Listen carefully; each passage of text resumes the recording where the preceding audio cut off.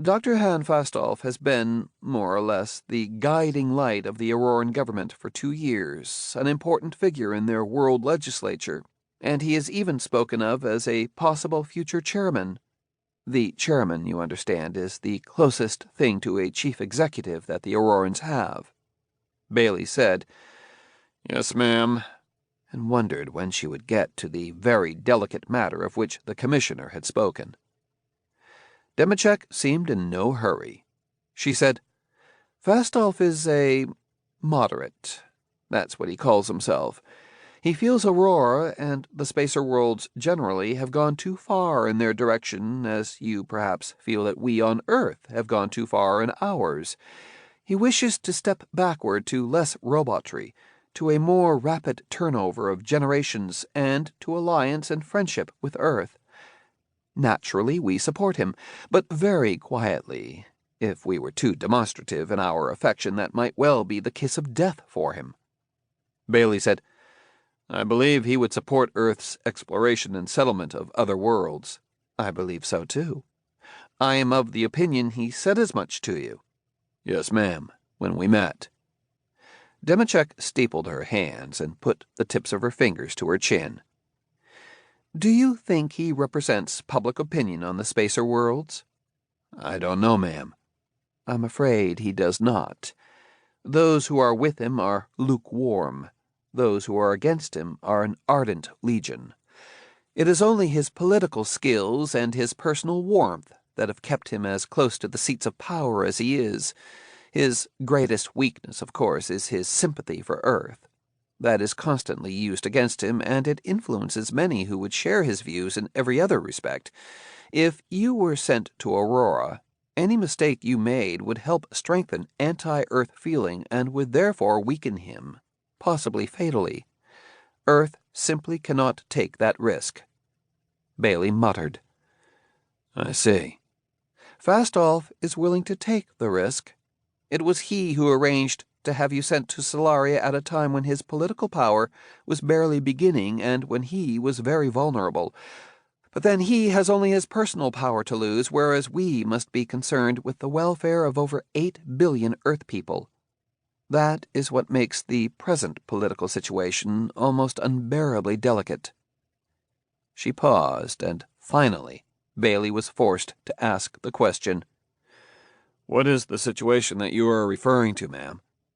"It seems," said Demachek, "that Fastolf has become implicated in a serious and unprecedented scandal.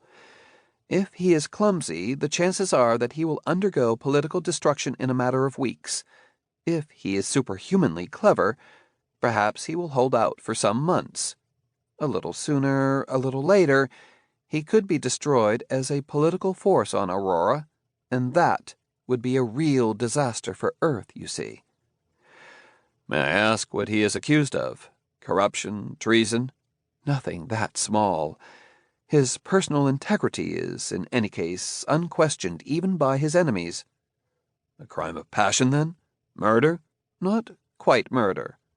"I don't understand, ma'am." "There are human beings on Aurora, Mr. Baley, and there are robots, too, most of them something like ours, not very much more advanced in most cases. However, there are a few humaniform robots so humaniform that they can be taken for human."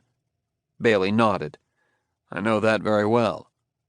"I suppose that destroying a humaniform robot is not exactly murder in the strict sense of the word."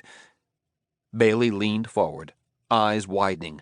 He shouted, "Jehoshaphat, woman, stop playing games! Are you telling me that Dr. Fastolf has killed our Daneel?" Roth leaped to his feet and seemed about to advance on Baley, but Undersecretary Demachek waved him back. She seemed unruffled. She said, "Under the circumstances, I excuse your disrespect, Baley. No, our Daneel has not been killed. He is not the only humaniform robot on Aurora. Another such robot, not our Daneel, has been killed, if you wish to use the term loosely. To be more precise, its mind has been totally destroyed. It was placed into permanent and irreversible roadblock." Baley said, And they are saying that Dr. Fastolf did it? His enemies are saying so. The extremists, who wish only spacers to spread through the galaxy and who wish Earth people to vanish from the universe, are saying so. If these extremists can maneuver another election within the next few weeks, they will surely gain total control of the government with incalculable results. Why is this roadblock so important politically? I don't understand. I am not myself certain, said Demachek. I do not pretend to understand Auroran politics. I gather that the humaniforms were in some way involved with the extremist plans, and that the destruction has infuriated them. She wrinkled her nose. I find their politics very confusing, and I will only mislead you if I try to interpret it. Baley labored to control himself under the Undersecretary's level stare. He said in a low voice, "Why am I here?" "Because of Fastolf. Once before you went out into space in order to solve a murder and succeeded. Fastolf wants you to try again. You are to go to Aurora and discover who was responsible for the roadblock. He feels that to be his only chance of turning back the extremists." "I am not a roboticist. I know nothing about Aurora."